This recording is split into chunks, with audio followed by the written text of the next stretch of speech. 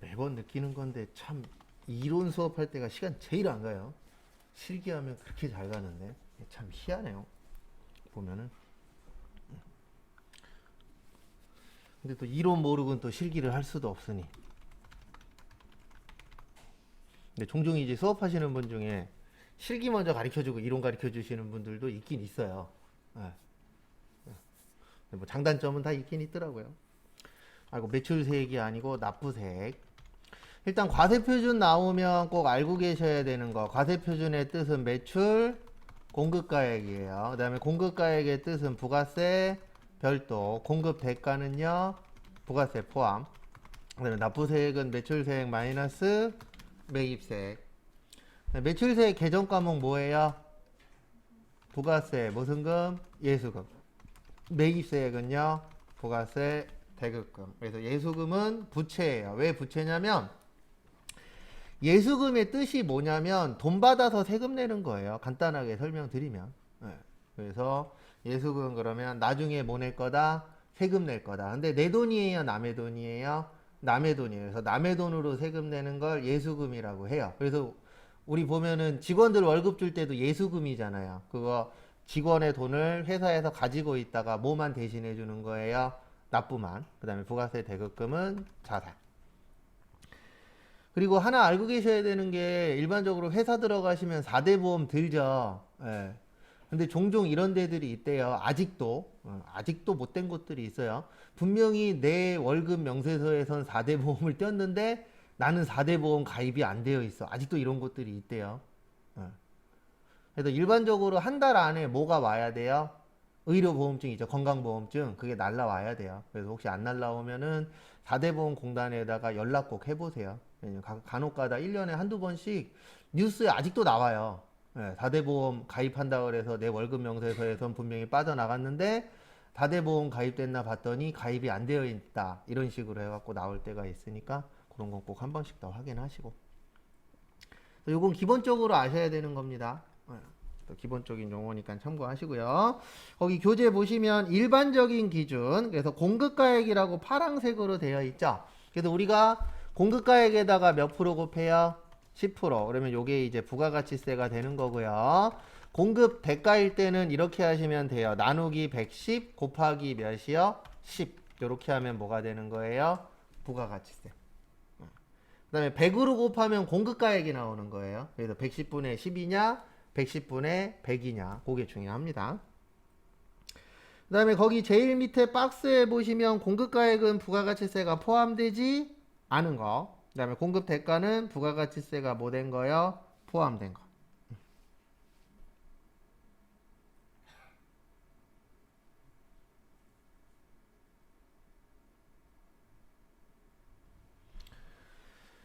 그래서 그다음에 263페이지는 특별히 보실 거는 없고요. 거기 263페이지 그 환가한 금액이라고 제일 밑에 박스에 있어요. 그래서 공급 시기 도래전에 원화로 뭐 했을 때요? 환가한 거. 그래서 이게 뭐냐면 아까 제가 잠깐 적어드렸던 이거 얘기하는 거예요. 우리 수출은 무슨 일 기준이라고요? 선적일 기준. 그래서 그다음에 선적일보다 뭐가 빠를 때요? 환가일이 빠를 때. 요럴 땐 무슨 일 기준이요? 환가일 기준. 그거 얘기하는 겁니다. 그다음에 환율은 기준 환율하고 제정 환율. 요게 있어요. 회계에서 쓰는 환율이 따로 있어요. 우리가 일반적으로 해외여행 갈 때 쓰는 환율하고 틀려요. 그 환율하고 좀 차이는 있다라는 거. 그건 참고만 하시고요. 그 다음에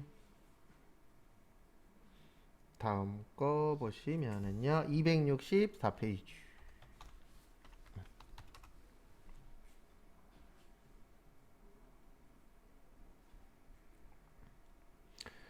그래서 264페이지 보시면 과세표준에 포함되지 않는 거 요거 기억하고 계셔야 됩니다. 그래서 총 6가지가 있는데요. 교재에는 더 많죠. 매출 할인 및 애누리 매출 할인. 그 다음에 지급 지연으로 인한 무슨 이자요? 연체이자. 그 다음에 국고보조금과 공공보조금인데 간접이에요. 직접이 아니고. 그래서 거기에도 써있죠. 직접 관련되지 아니하는이라고. 그래서 직접이에요, 간접이에요? 간접. 그러니까 이게 대표적인 게 뭐냐면 회사에서 보면 그런 거 있어요. 기계 사면은 국가에서 지원 나오는 것들. 이건 직접 물건을 만드는 건 아니잖아요. 그런 것들이 이제 대표적인 국고보조금과 공공보조금이라고 보시면 되세요. 그래서 그 은근 회사 운영할 때 국가에서 지원 나오는 것들이 많이 연관되어 있는 업체들도 있어요, 없어요? 있어요. 이제 그런 케이스라고 봐주시면 될 것 같고요. 그 다음에 도달되기 전에 우리나라는 인도 기준이잖아요. 그래서 인도되기 전에 파손, 훼손 또는 뭐 됐을 때요? 멸실됐을 때. 멸실이 없어진 거죠. 네. 그 다음에 용기회수, 보증금. 그 다음에 종업원 뭐요? 봉사료. 이거 잘 기억하시고.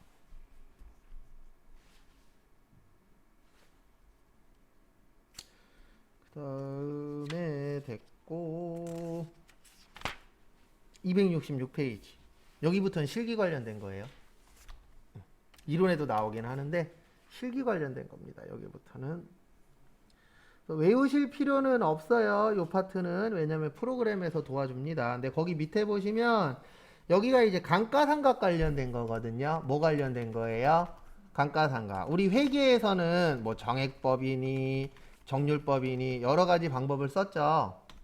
세법에서는 거기 그 아래쪽에 있는 박스처럼 건물이나 구축물은 몇 프로요? 5%. 그다음에 기타의 감가상각자산은 몇 프로요? 25%. 이렇게 빼도록 되어 있어요. 퍼센트로. 아예 그냥 깔끔하게. 네.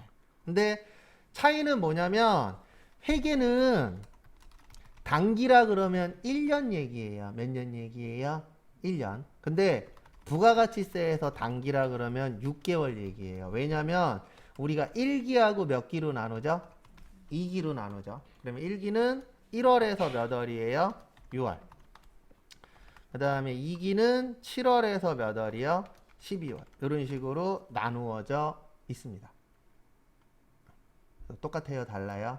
달라요. 그래서 회계에서는 단기 그러면 1년인데 부가가치세법에서는 단기 그러면 몇 개월이요? 6개월. 그래서 결론은 뭐냐면 건물하고 구축물은 10년 쓸 수 있어요. 왜 그러냐면 6개월에 5%예요. 몇 프로요? 5%. 그럼 1년에 몇 프로죠? 10%. 그래서 몇 년 동안 쓸 수 있다. 그 부가가치세법에서는 10년. 그 다음에 기타의 감가상각자산은 2년 쓸 수 있어요. 왜냐면 6개월에 몇 프로예요? 25%. 그러면 1년에 몇 프로가 돼요? 50%. 이렇게 차이가 있다라는 거 참고하시고.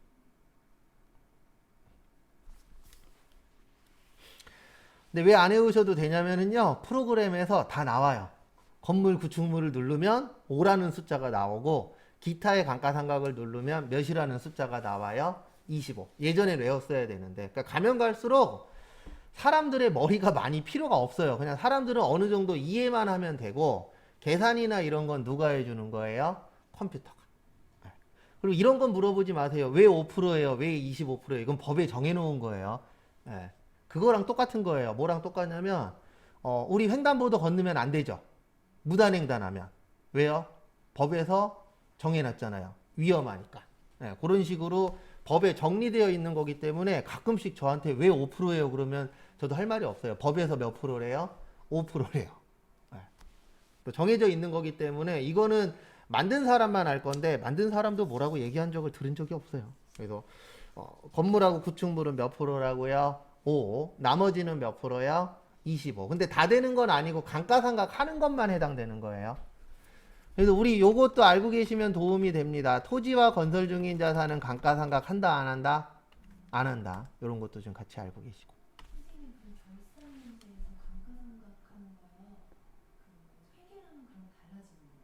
아니요. 부가가치세는 결산이랑 상관이 없어요. 예, 그거는 이제 부가가치 세법 쪽에서. 결산에서는 그냥 하던 대로 하시면 되는 거고, 부가가치세에서 감가상각 관련된 게 나올 때가 있거든요. 그때만 요 5%하고 몇 프로요? 25%. 그래도 공부하면 공부할수록 머리가 아파요. 왜냐면 이게 회계하고 세법하고 똑같아요? 달라요? 달라요. 이거 두 개가 믹스돼 갖고 시험장 가서 엉뚱한 게 기억날 때가 있어요. 네. 그러면은 시험이 어려워지는 거고, 이게 어느 정도 이렇게 뭐라 그래야 되나, 물과 기름처럼 흡수되면 안 되거든요. 비슷은 하니까 맞부딪히는 부분은 있는데 이게 합쳐져 버리면 큰일 납니다. 근데 합쳐지는 분들이 있어요. 근데 그게 잘못된 건 아닌 건 뭐냐면 두 개가 연관성은 있어요. 그래서 우리가 세법을 배우려면 일단 회계를 할 줄 알아야 돼요. 왜냐면 기본 구조가 어떻게 되어 있냐면, 간단하게 설명드리면 회계로 해서 장부를 만들죠. 맞죠? 이거를 기준으로 해서 뭐를 걷는 거예요? 세금을 걷는 거예요. 근데 양쪽에서 보는 법 자체는 똑같아요. 틀려요? 틀려요. 그래서 이 회계 관련돼서 일하는 사람들을 회계사라 그래요. 뭐라 그래요? 회계사. 세금 관련돼서 일하는 사람들을 뭐라 그래요? 세무사. 왜 이렇게 나눠놨어요? 보는 법이 뭐 하니까 달라요. 그래서 근데 이게 이제 저희는 양쪽을 다 이해해서 시험을 봐야 되다 보니까 어느 순간에 이게 물과 기름이 흡수되면 안 되는데 어느 순간에 두 개가 짬뽕이 되어 있는 분들이 있어요. 그러면 시험 때까지 그거를 내가 푸냐 못 푸냐 그거 싸움이 될 거예요. 근데 제가 해본 결과 푸는 방법은 하나밖에 없어요. 안 되면 더 푸는 거예요, 문제를. 이게 고민만 한다고 해서 꼭 해결이 되는 건 아니더라고요. 근데 사람마다 틀려요. 저 같은 경우에는 양을 늘리면 해결되는 스타일이고, 어떤 분들은 고민 많이 하면 해결되는 스타일도 있잖아요. 그래서 본인 스타일에 맞춰서 해결을 해야 됩니다. 그 다음에 269페이지는 볼 거 없고요. 270페이지 잠깐 볼게요. 요것도 컴퓨터가 다 해주긴 하는 파트인데요. 거기 제일 밑에 보시면 간주 임대료라고 있을 겁니다. 무슨 임대료요? 간주 임대료.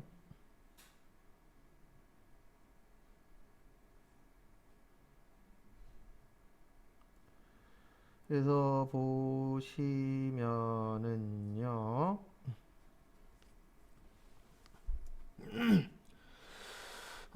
거기 간주 임대료는 제가 이렇게 앞으로 계속 적어 드릴 거예요. 보증금에 대한 뭐요? 이자. 그래서 이자 계산을 해야 되는데 이게 실기 문제로 나와요. 근데 이자 계산은 우리가 할 거예요? 컴퓨터가 해줄 거예요? 컴퓨터가 해줘요. 그래서 날짜만 넣으면은 거기에 맞춰서 컴퓨터가 계산은 다 해줍니다. 그래서 요거는 나오면 솔직히 좋은 문제예요. 왜냐면 할만하거든요.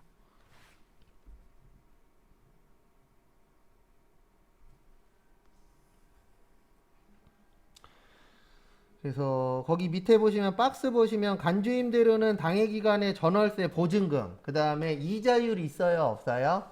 있죠. 그 다음에 365분의 과세대상 일수인데 요런 거 계산은 누가 해줄 거다? 컴퓨터가. 그 다음에 271페이지 대손세액공제, 여기도 실기에 잘 나와요.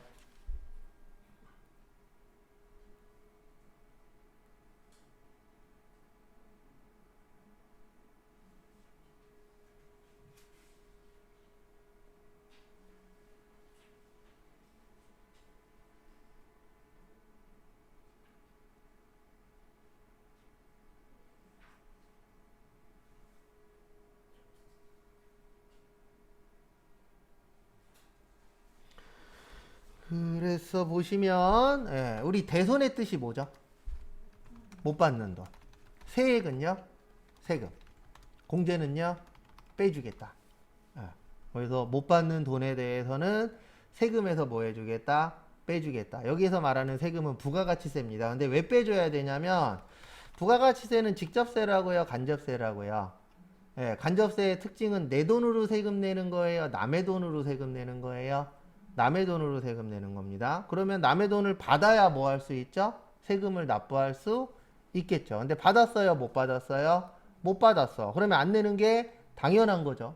그래서 요거를 대손세액 공제라고 하는데 여기에 특징이 있어요. 이 대손세액 공제는 확정 신고만 가능해요. 무슨 신고만요? 확정 신고.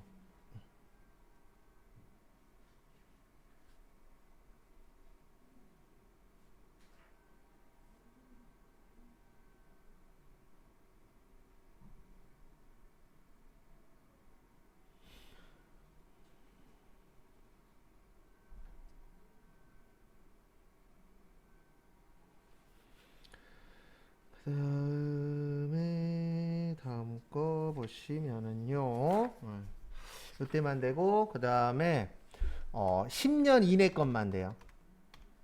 몇 년 이내요? 10년 이내. 다 되는 건 아닙니다. 그래서 10년 안에 것만 되고, 그 다음에 확정 신고만 가능해요. 그래서 1년에 요거는 몇 번만 신고할 수 있는 거예요? 2번만. 왜냐면 확정 신고가 1년에 몇 번 있죠? 2번 있죠. 1기 확정하고 2기 확정. 그래서 1년에 2번만 가능하다라는 거. 그 다음에 거기 밑에 보시면 271페이지 밑에 보시면은요. 첫 번째 보시면은 대손세 공제 사유라고 있으세요. 그래서 거기 사유 보시면 첫 번째 파산당했을 때. 당연히 파산당하면 세금 낼 수 있어요, 없어요? 없죠. 돈 못 받잖아요, 파산당하면. 그 다음에 두 번째 강제집행 당했을 때 민사소송법에 의해서 요게 빨간 딱지 그런 거 생각하시면 돼요. 그래서 그 사람이 갖고 있는 거 다 팔아갖고 세금 내야 될 수도 있어요, 없어요? 있죠. 네, 그래서 실제 과거에 이런 게 TV에 나온 적도 있었어요. 이것도 이제 앞으로 계속 문제가 될 건데, 어떤 분이 이제 치킨집이었나? 어쨌든 식당을 하려고 이제 가게에 임대로 들어갔어요. 그 보증금 내고 월세를 또박또박 잘 냈었는데, 문제가 터졌어요. 어떤 문제가 터졌냐면, 이 집주인이, 이 상가 주인이 사업을 했었는데 사업이 망한 거예요. 근데 거기까지는 상관없는데, 이게 법에 국가한테 내야 되는 세금이 무조건 1순위래요. 강제집행 당했을 때. 문제 뭐냐면 강제집행해서 이거를 판 다음에 대부분 국가가 가져간 거죠. 그럼 거기에 세입자는 돈을 거의 못 가져가게 돼버린 거죠. 그래서 법 자체에서 무조건 국세가 1순위래요. 아무리 뭐 압류가 걸려있든 뭐가 걸려있든. 그래서 이런 부분들도 앞으로 좀 문제가 될 것 같아요. 왜냐면 코로나 때문에 장사 안 되시는 분들 많잖아요. 장사 잘 되는 사람도 있긴 하지만. 그럼 만약에 내가 거기에 뭐 월세로 들어갔는데 만약에 집주인이 사업을 하다 사업이 꼬꾸라졌어. 그 세금을 못 냈어. 그러면 거기에 있는 거 강제집행으로 해서 팔려갖고 세금 내고 남은 것만 내가 가질 수 있는데 남은 게 얼마 없어. 이런 상황이 올 수도 있어요, 없어요? 있죠. 이게 참. 근데 또 국가 입장에서는 이해는 돼요. 국가도 일단 뭐를 받아야 되니까요. 세금을 받긴 받아야 되니까. 그런 식으로 해갖고 TV에 한 1, 2년에 한 번씩 내용 나오더라고요. 그 다음에 사망하거나 실종해도 돈 받을 수 있어요, 없어요? 없죠. 근데 우리가 알아야 되는 건 272페이지에 있는 6번, 7번 중요합니다. 6번하고 몇 번이야? 7번. 4번에 회사 정리, 요거는 부도 났다라고 생각하시면 돼요. 그 다음에 7번에 상법상 소멸시효의 완성인데, 소멸시효의 뜻이 뭐냐면 간단하게 설명드리면 법에서 정해놓은 기간을 소멸시효라고 해요. 그래서 만약에 여러분들 중에서 개돈을 띵까 먹고 도망갔어. 그러면 5년 동안 도망 다니시면 됩니다. 5년이 무슨 시효 기간이에요? 소멸시효 기간이에요. 그리고 제가 알기로 학원비가 1년인가 그럴 거예요. 1년 동안 학원비 안 내고 뭐 하시면 돼요? 도망 다니시면 돼요. 술값이 3년인가 그럴 거예요. 술 왕창 먹고 3년 동안 뭐 하시면 돼요? 도망 다니면 돼요. 그래서 그거를 소멸시효 기간이라고 합니다. 그래서 소멸시효 기간이 지나면은 걸리더라도 돈 안 줘도 돼요. 왜냐면 날짜가 뭐 됐으니까 지났으니까. 그래서 실제 예전에 지금은 없어진 프로인데 그 신동엽 씨하고 기자들이 막 나온 프로들이 있었어요. 거기에서 이제 제가 이거 회계 때 얘기한 것 같기도 한데 그게 한번 있었죠. 뭐냐면은 위장 이혼을 한 거예요. 위장 이혼 하시는 분들 많아요. 특히 사업하시는 분들 중에. 왜냐하면 사업하다가 꼬꾸라지면은 내가 갖고 있는 재산 갖고도 메꿔야 되잖아요. 이제 그걸 안 하려고 위장 이혼을 했어요. 그래갖고 그 배우자분한테 재산을 거의 다 넘겨주고 사업을 했었는데 사업이 꼬꾸라졌어요. 그게 5년이래요. 그리고 5년 동안 도망 다니신 다음에 그 배우자분한테 와갖고 나 이제 5년 지났으니까 행복하게 잘 삽시다. 그랬더니 배우자분이 뭐라 그랬어요? 꺼져. 난 이 돈 갖고 호의호식하면서 새로운 남자 만나서 잘 살 거야. 실제 있었던 일이래요. 일단 거기에 기자가 얘기하기로는. 그래서 그런 기간이 무슨 시효 기간이에요? 소멸시효. 그 다음에 중요한 거는 이거예요. 수표나 어음이 부도 발생할 수 있어요, 없어요? 있죠. 부도 발생일로부터 6개월이 경과해야 돼요. 그래서 우리 분계 문제 풀 때 이거 본 적 있었죠. 부도, 어음과 수표라고. 이거 왜 쓰냐면은 6개월이 지나야 되거든요. 부도 난 다음에. 그래서 6개월 동안 쓰는 개정 과목이 뭐예요? 부도 어음과 수표예요. 그럼 6개월 지나면 그때 대손 처리할 수 있어요. 그래서 부도 어음과 수표를 쓰는 겁니다. 근데 여기에서 키포인트는 부도 발생일로부터예요. 그래서 만약에 오늘이 6월 8일이죠. 네, 6월 8일 날 부도가 발생하면 이렇게 되는 거예요. 7월, 8월, 9월, 10월, 11월, 12월. 네, 12월 8일이 아니고 12월 9일이 돼요. 왜냐면 그 부도 발생일로부터 6개월 경과인데 그 날짜 포함해서 6개월이거든요. 그래서 그 회계 처리는 몇 월 며칠 날 하는 거예요? 12월 9일 날. 그 해당하는 날짜까지예요. 그까지 해서 6개월이 지나야만 무슨 처리가 가능하다? 대손 처리가 가능합니다. 그 다음에 회수 기일이 거기 밑줄 쳐놨는데 6개월 6월 이상 경과한 채권 중 얼마요? 30만원 이하. 요거를 일명 소액 채권이라고 표현을 해요.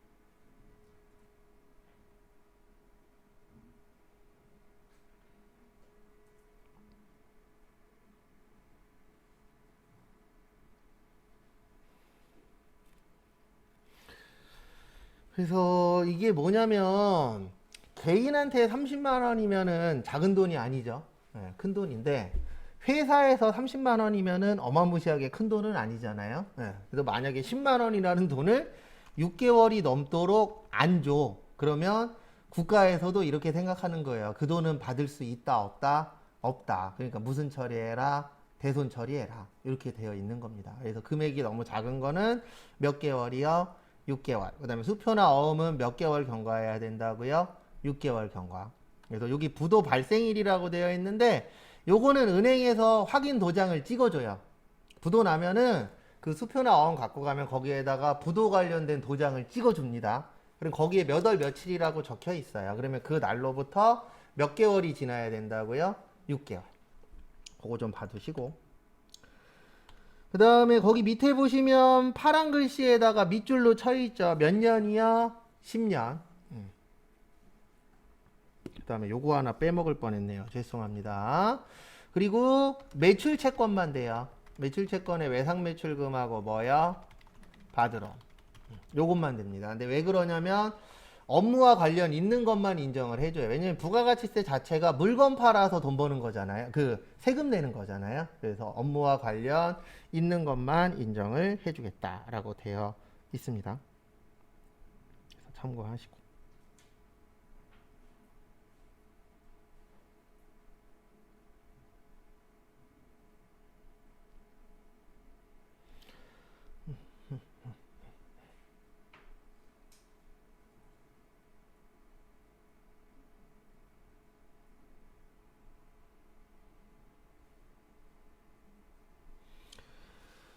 그 다음에 다음 거 보시면 273페이지.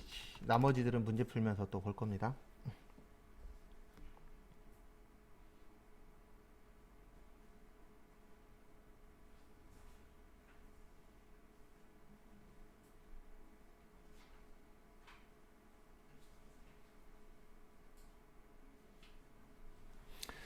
그래서 첫 번째로 거래징수라고 있으시죠. 그래서 거래징수가 뭐냐면 거래라는 게 뭐 하는 거죠? 사고 파는 거죠. 그러면 징수가 뭐 징수하는 거예요? 세금 징수하는 거예요. 그래서 거래가 있으면 뭐가 있다? 세금이 있다. 그래서 우리가 물건 살 때에도 물건 가격 주잖아요. 그럼 그 가격 안에 뭐가 들어있죠? 세금이 들어있죠. 그걸 무슨 징수라 그래요? 거래 징수라고 표현합니다. 그 다음에 밑에 보시면 세금 계산서. 이번 시험, 그러니까 이제 8월달 시험에 나올 확률이 좀 있어요. 요게 왜 그러냐면 이 부가가치세법은 7월 1일부터 바뀌거든요. 7월 달부터 바뀌는 것들이 좀 많아서 그래서 거기 밑에 273페이지 밑에 보시면은 6월 30일 이전이냐 7월 1일 이후냐 이렇게 나눠져 있는 거 보이세요? 네. 근데 솔직히 우리는 거기에 맞춰서 외워놨어요. 네. 세금계산서에 대해서 좀 설명을 드리도록 하겠습니다. 세금계산서는 발행할 때 몇 매 발행하죠? 2매 발행해요. 몇 매요? 2매.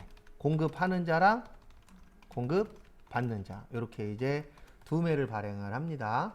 그 다음에 세금계산서 발행 시기는 언제예요? 공급 시기예요. 그래서 뭐 대가의 각 부분을 받기로 했니, 인도 기준이니 거기에 맞춰서 세금계산서를 발행을 하셔야 되고요. 그 다음에 전자세금계산서 의무 발행자라 그래서 전자세금계산서를 발행해야 되는 사람들이 있습니다. 누구냐면 법인하고 개인 중에서는 직전연도 공급가액이 3억 원 이상인 자. 그러니까 1년 동안 얼마 이상 판 사람이요? 3억 원 이상 파신 분. 이런 분들은 전자세금계산서를 발행을 하셔야 되고요. 그 다음에 전자세금계산서는 전송을 합니다. 언제까지 전송이요? 네, 그 발급일 무슨 날? 다음 날. 그리고 제가 여기 하나 빼먹었네요. 죄송합니다. 세금계산서 발행 시기는 공급 시기인데 예외가 있어요. 요 예외는 언제냐면 다음 달 며칠까지? 10일까지. 요 정도만 알고 계시면 세금계산서 관련된 거 웬만한 문제는 다 맞추실 수 있어요. 적으실 분들 적으시고 1분 후에 거기 밑에 거 보면서 또 설명드릴게요.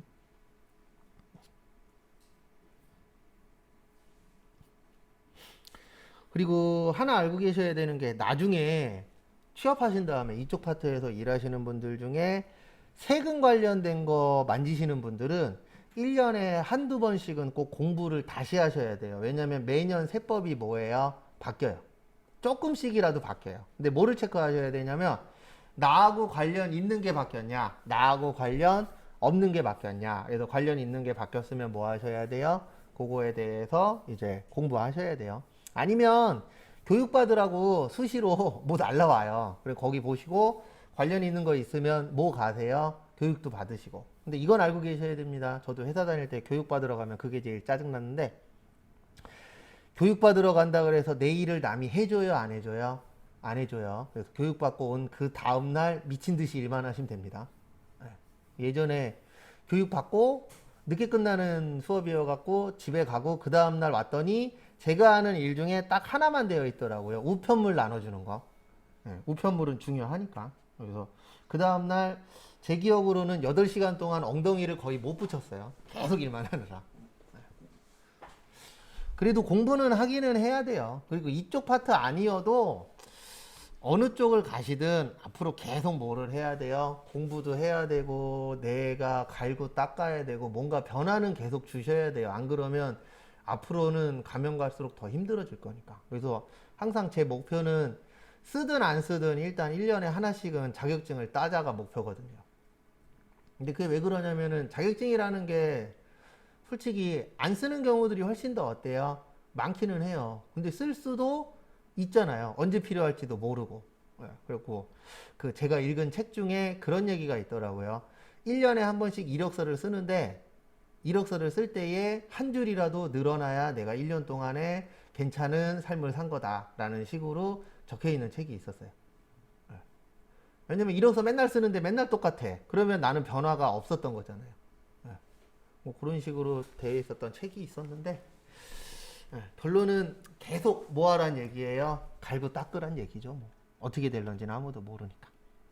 그 다음에 거기 밑에 보시면 이제 간이과세자가 키포인트가 될 것 같아요. 그래서 우리는 이렇게 외웠죠. 간이과세자 누구만 가능? 개인만. 직전연도 공급대가가 얼마예요? 8천만원 미만.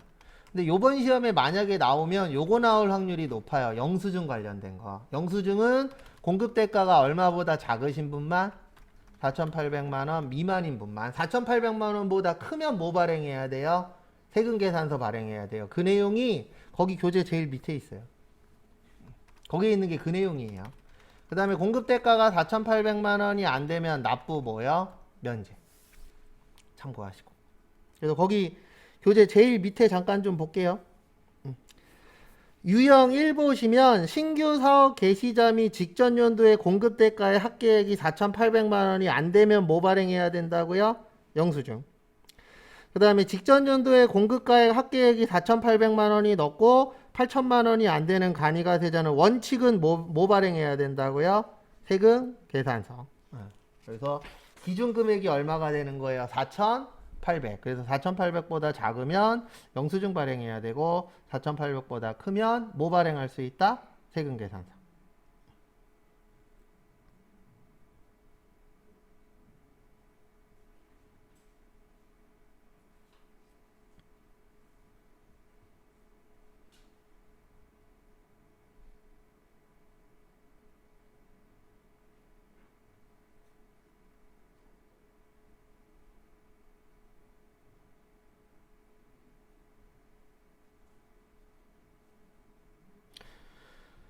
그 다음에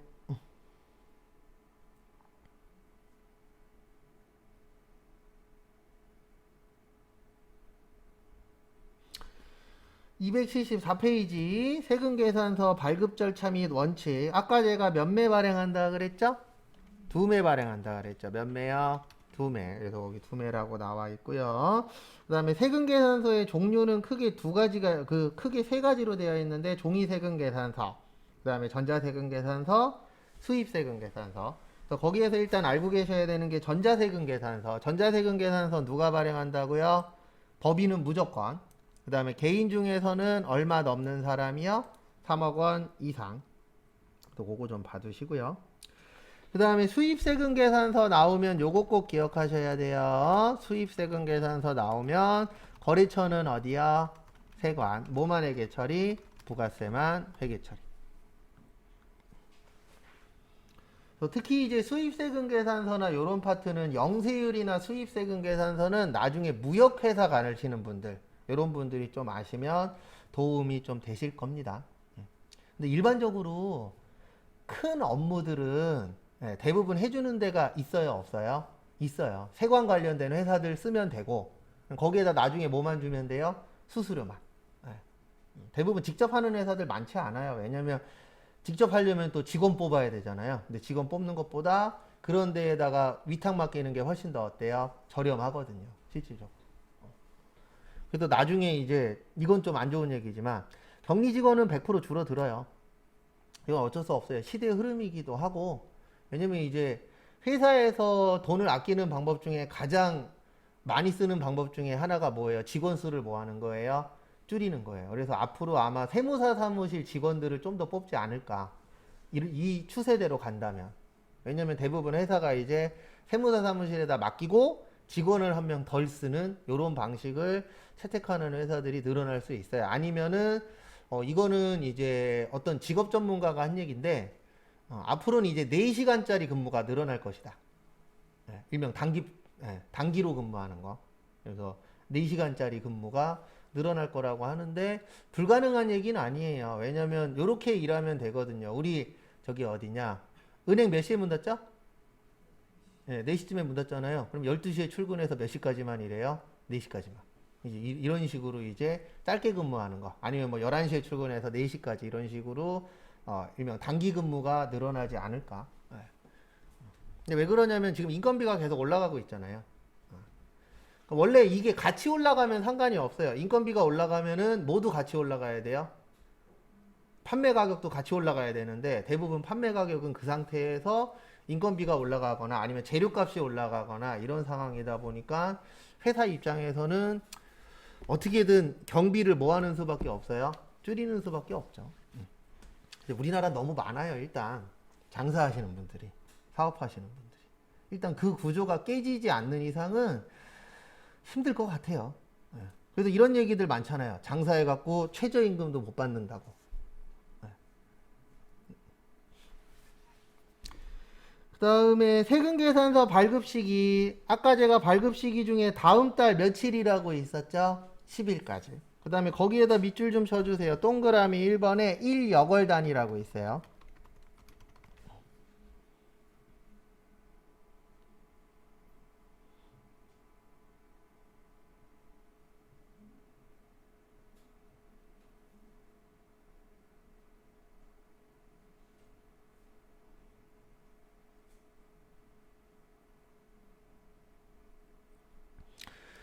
그래서 인력월 단위가 뭐냐면, 예, 요거는 이제 한 달에 한 번 발행하는 거예요. 그래서 이거를 일명 월합계 세금 계산서라 그래요.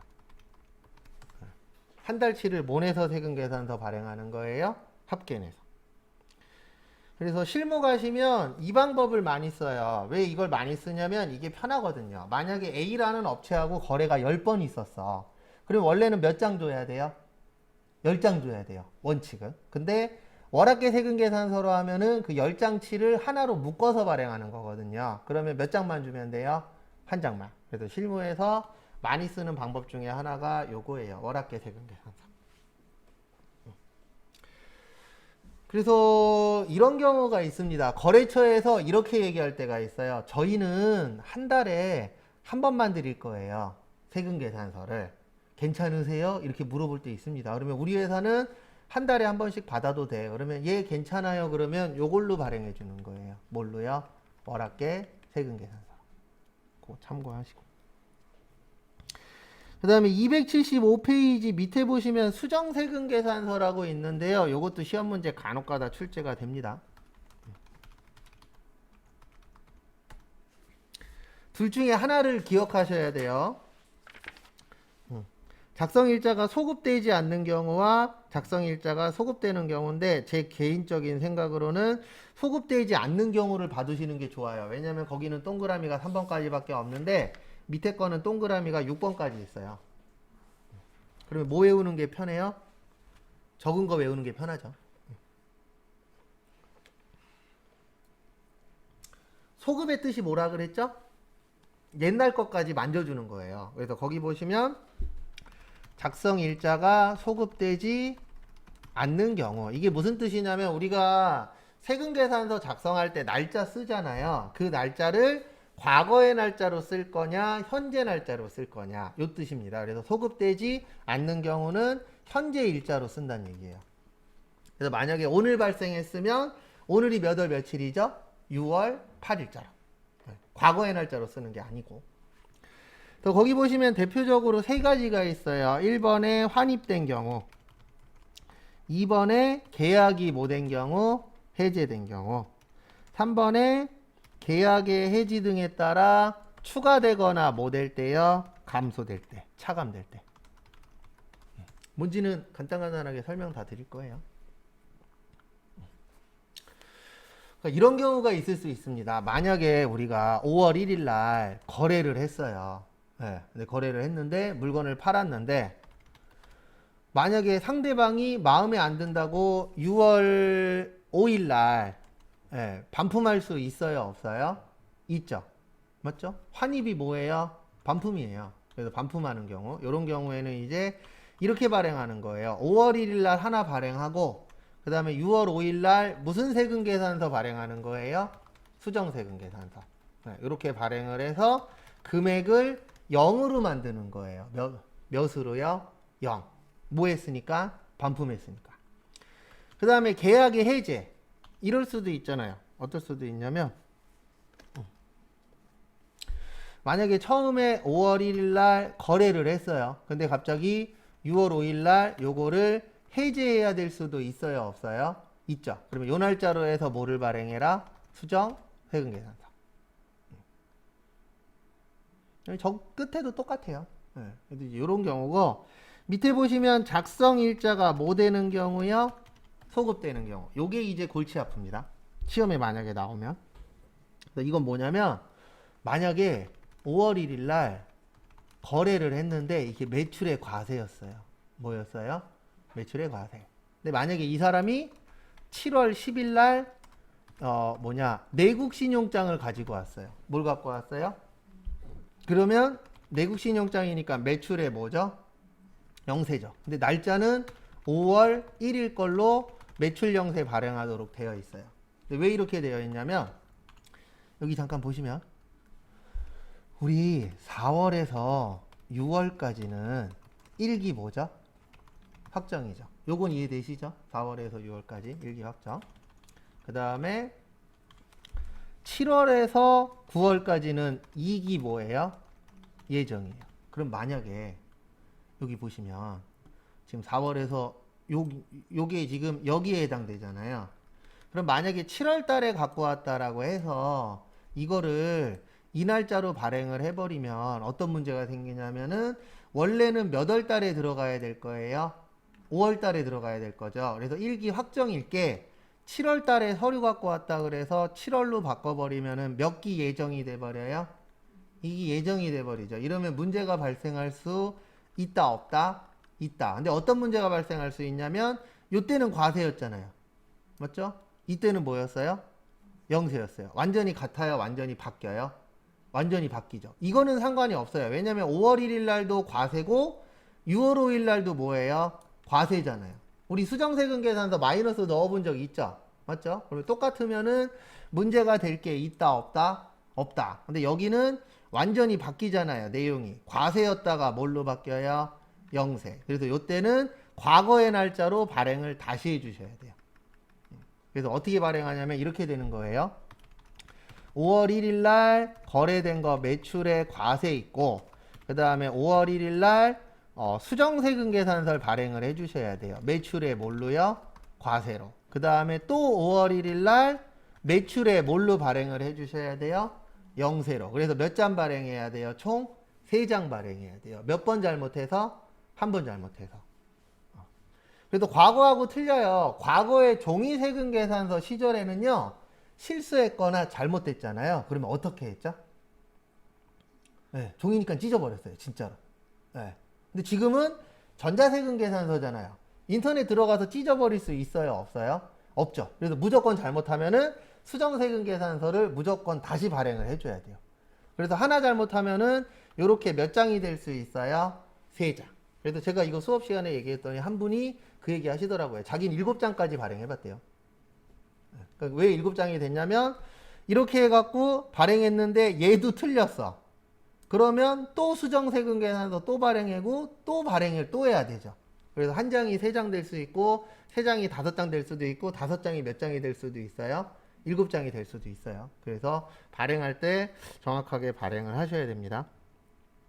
그 다음에 거기 밑에 2번 보시면 필요적 기재사항 등이 잘못 적혔을 때 필요적 기재사항 잘못 적히면 엉뚱한 회사에다가 세금을 내라고 할 수도 있어요? 없어요? 있죠. 왜냐하면 사업자 등록번호가 틀리게 들어갔을 수도 있잖아요. 그러면 이거는 지금 바꿔야 돼요? 옛날 걸 바꿔야 돼요? 옛날 걸 바꿔줘야 되겠죠. 왜냐하면 그 옛날 게 잘못됐으니까. 그래서 그 옛날 거가 문제가 발생할 것 같다 그러면은 옛날 날짜로 발행하는 거고 지금 바꿔도 문제가 없다 그러면 언제 날짜로 발행하는 거예요? 현재 날짜로. 그런 차이점은 있으세요. 근데 이거는 솔직히 공부만 하신 분들은 좀 어려워요. 요거는 실무해 보셨던 분들이 좀 더 유리합니다. 왜냐하면 실제 회사 가시면 수정세금 계산서 발행하는 경우가 종종 있어요. 뭐 내가 잘못 발행했거나 아니면 상대방이 뭐 해지를 한다거나 그런 식으로 해서 요거는 좀 하셨던 분이 유리하긴 합니다. 그 다음에 여기는 조금 중요한 파트니까요. 잠깐 쉬었다가 11시 30분에 저기 277페이지부터 보도록 하겠습니다.